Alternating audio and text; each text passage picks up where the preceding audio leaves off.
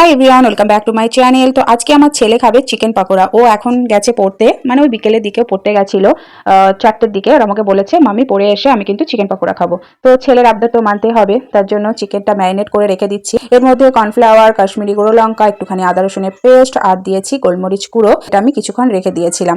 তারপরে দেখছি তানবীরের পাপাও চলে এসেছে। তো তানবীরের পাপা এটা ফ্রাই করতে শুরু করে দিয়েছে। আর এর মধ্যে একটা ডিমও দেওয়া রয়েছে। এক এক করে সমস্ত দেওয়া হয়ে গেল। এবার লো টু মিডিয়াম ফ্লেমে এটা ফ্রাই করে নেওয়া হচ্ছে। এবার শেষে একটু ফ্লেমটা হাই করে দিয়ে এটা কিন্তু ফ্রাই করা হয়েছে।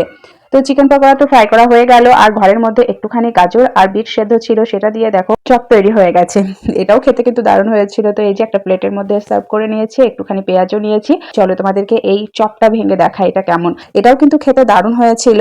এর মধ্যে আলু নেই, শুধু বিট আর গাজরই রয়েছে। ভেতরটা দেখো, কোনো বেসন দেওয়া নেই। তো চলো এখন ছেলেকে খেতে দিয়ে দিই। আর এই যে ছেলে তো ভীষণই খুশি ওর পছন্দের খাবার পেয়ে।